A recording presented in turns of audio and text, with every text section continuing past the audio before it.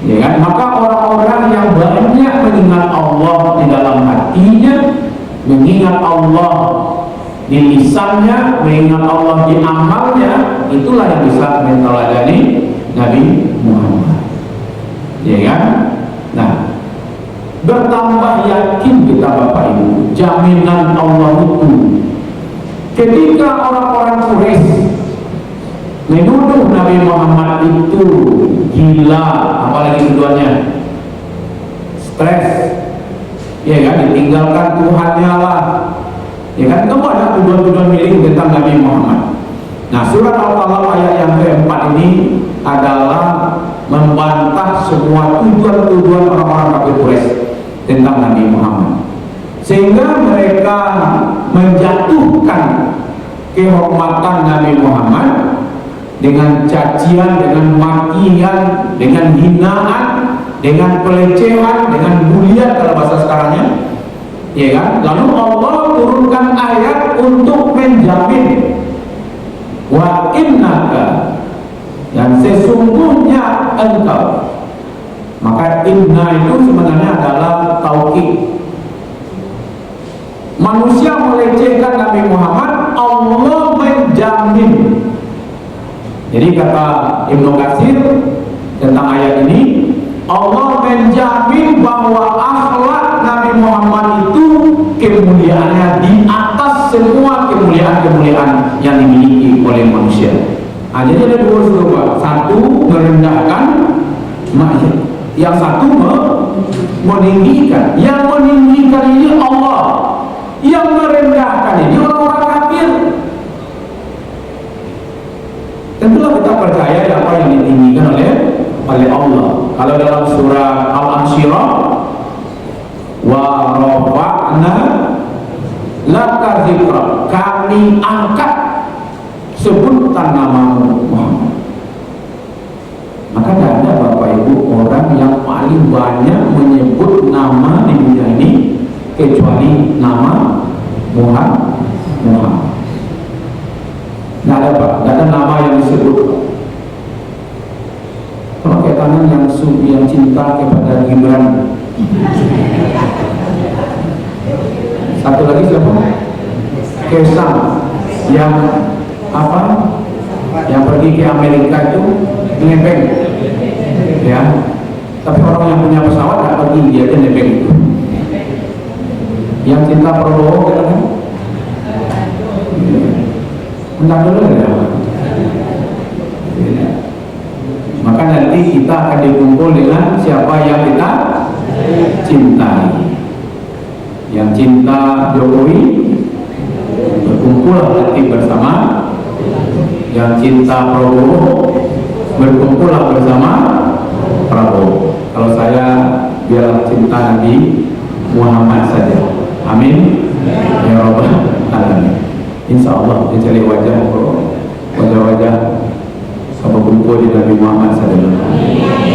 Saya kurang-kurang wajah saya dulu Bapak. Ya.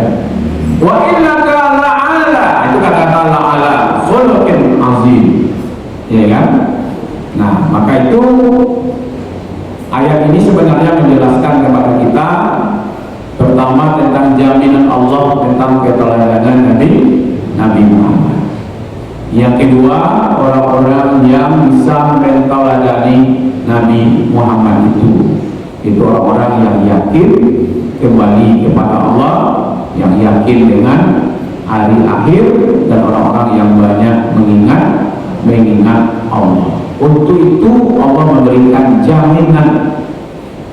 jaminannya dengan kalimat-kalimat yang luar biasa, laqad wa innaka, itu jaminan dari Allah. Sungguh ya, pada diri Nabi Muhammad itu tauladan. Tauladannya bukan pakai sertifikat Pak. Ya.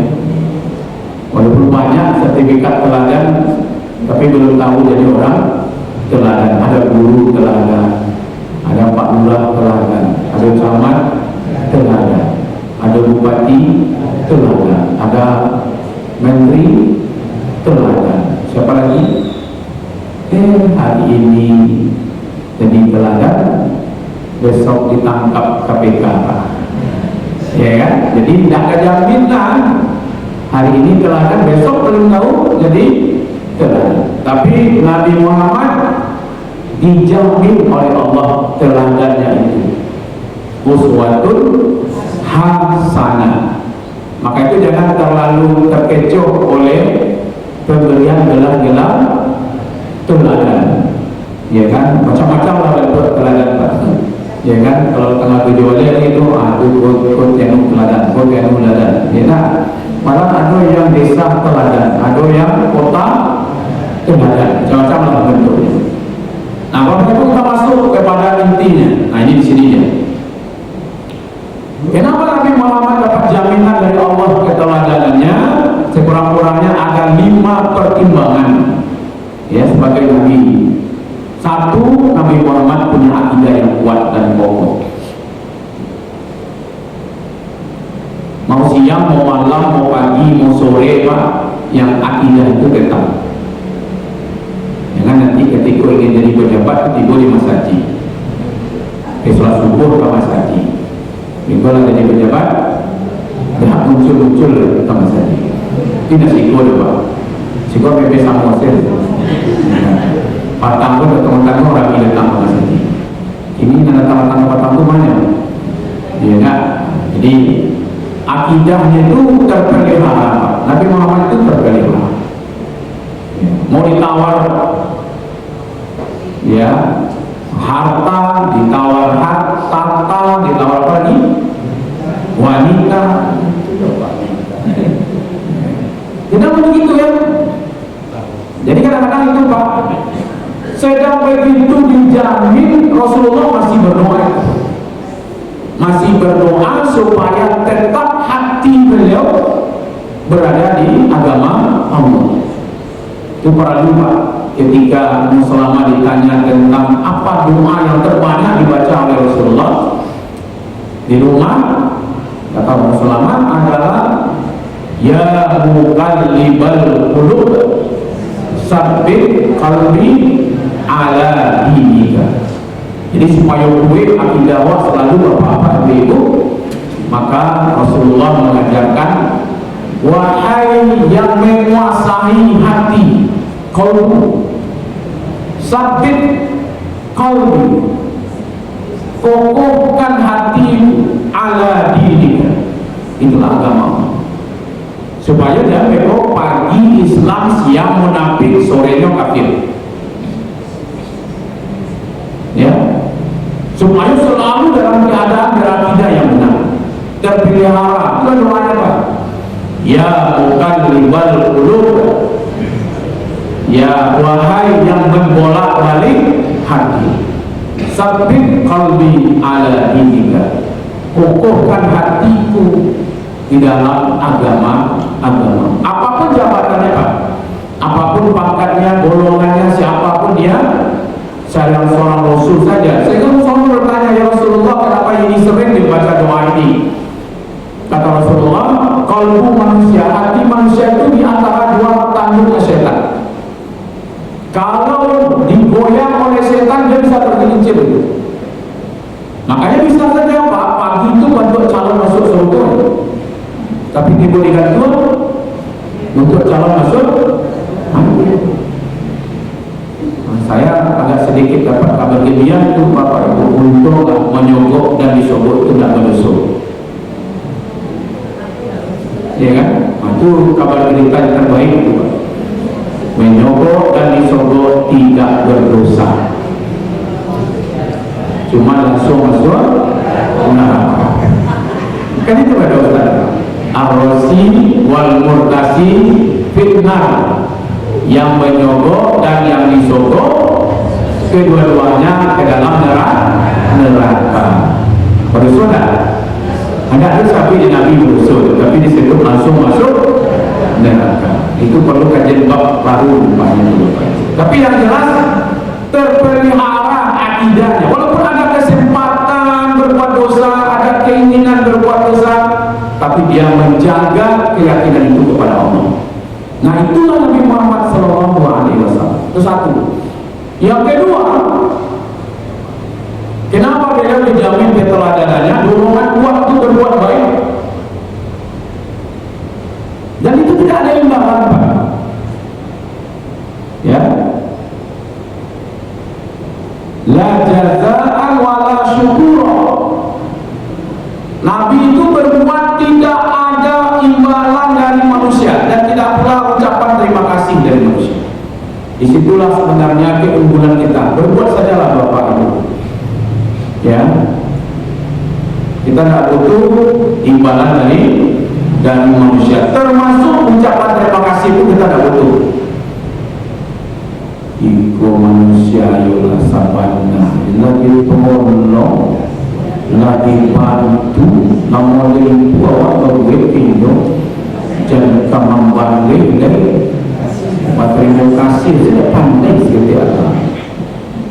Berarti kita masih harapnya terima kasih orang, ya kan?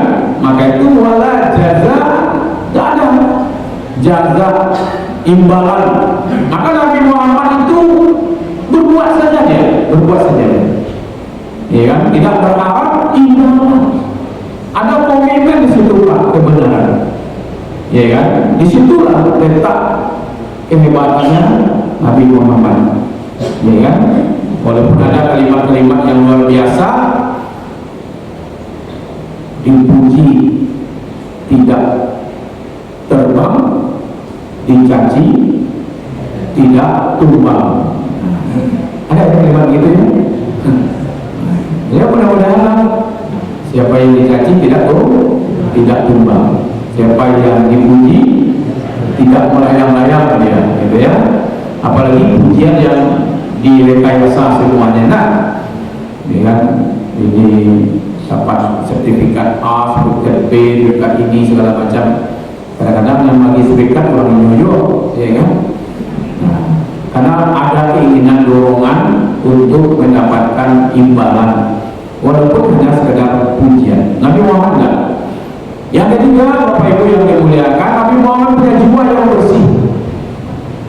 Itu yang menyebabkan beliau walau bantuannya dicaci, dimaki, dihina, dihujat, tidak ada dendam. Saya kemarin menjelaskan kepada jemaah di mana Nabi Muhammad itu ya dilempar dengan batu di Taif, kemudian menyelamatkan diri, lalu diselamatkan di sebuah kebun kurma, kemudian sampai di kaum manazil. Disitulah datang tawaran malaikat, ya Rasulullah, kalau engkau izin kami cabut nih bukit-bukit yang ada di sini, lalu kami lemparkan kepada penduduk Taif. Sudah berdarah-darah, berkelukuran sampai basah baju beliau karena keluar darah, menetes. Seorang nabi, seorang rasul, yang Nabi sebenarnya berharap di Taif itu diterima dakwah beliau, karena mayoritas di Taif itu dulu adalah dari bagian dari Quraisy, ya, dari keluarga-keluarga Nabi, ya kan? Ternyata ditolak, dizalimi, datang tawaran, sedang dizalimi, dilempar dengan batu, datang tawaran untuk menghancurkan orang yang menzalimi awak. Apa kira? Kok Nabi mengecek seseketik ke malaikat? Kata Nabi, kalau begitu kan, ambo serang sajalah kepada engkau kan. Nah, alas selesai itu apa? Ya kan? Tapi Nabi Muhammad mengatakan, Allahumma yahdi qaum innahum la ya'lamun. Ya Allah, tunjukilah kaumku. Kenapa Nabi mengatakan kaumku? Karena yang dari Taif itu rata-rata dari Mekah, keluarga berturunan Quraisy yang berada tinggal di Taif. Maka masuk kelompok beliau, ya kan? Allahumma yahdi qaumi innahum la ya'lamun. Ya Allah, tunjukilah kaumku, mereka belum tahu. Nah, itulah dalam sejarah disebut Qarnul Manazil. Disitulah tempat miqat orang-orang yang datang dari Taif. Sekarang dijadikan tempat miqat di situ, ya kan? Nah, artinya Bapak Ibu yang dimuliakan, begitu lapang dadanya, ya kan? Aku sebenarnya Ustaz tak ada dendam Ustaz, cuma dia adalah mutak anak Ustaz. Nah mutak anak itu yang dendam, ya kan? Kalau soal maaf lah mau maafkan Ustaz, tapi dia disuruh aja mau bersalaman dia nggak dimaafkan Pak, dia bersalaman nggak benar, dia disuruh aja mau bertamu dia kalau maaf lah mau maafkan. Nah gitu, mencari orang itu mengalaga aja tuangnya mana tidak mengalami maafkan.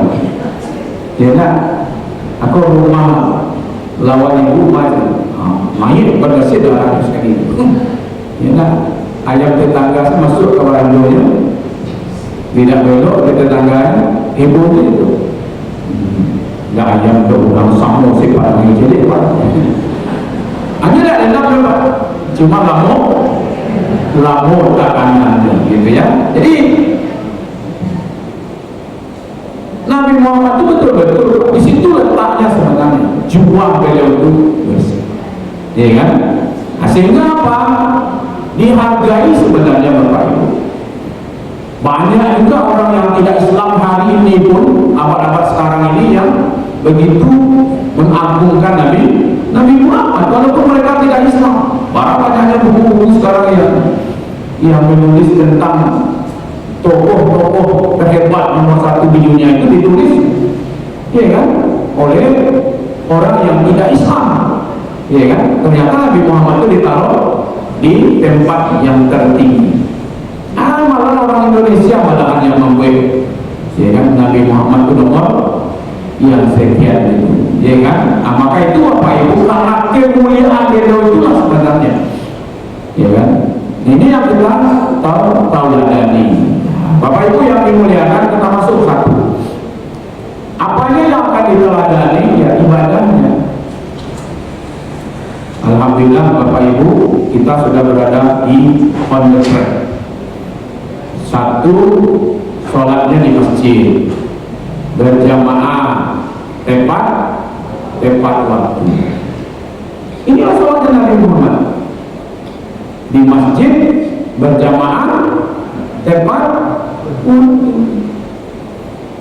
Ayah sibuk-sibuk ini Pak dengan kerajo di kantor, di sekolah, di kampus. Kadang-kadang orang azan, dia masih sibuk dengan pekerjaan dia. Mudah-mudahan nanti setelah pensiun dia bisa sholat ke masjid. Dia sholat berjamaah. Sejak pensiun itu minimal Bapak Ibu. Jangan ikut sudah pensiun itu punya cita-cita lo Pak. Mengawak lah pensiun kelai. Bau sabojo Pak. Harus sabojo karena kami yang karena Jawi, karena ayam. Dulu waktu karajo pakai vakum, baju steady. Lawan karajo, bakawan ayam, bakawan ayam, baul Jawi. Itu loh jadi alasan ibu-ibu. Kamu ibu udah 3 bulan tak nampak, dia cucu di Jakarta lagi Ustaz. Apa kau nak payah nampak siko? Apa aku tak bisa di kambiang di Ustaz. Lagi alasan apa kau tak bisa? Itu kambiang lo ayam di Ustaz deh. Saya pada jadi nampak kau di dua ayam doa. Dulu sibuk rajo, ini dah pensiun.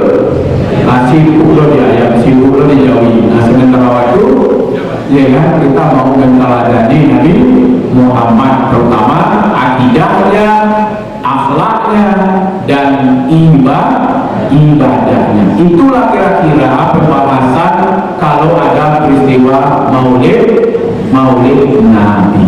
Jangan terlalu anti dengan kata-kata maulid. Mudah-mudahan bermanfaat Bapak Ibu yang dimuliakan, karena waktu sudah masuk, tidak kita buka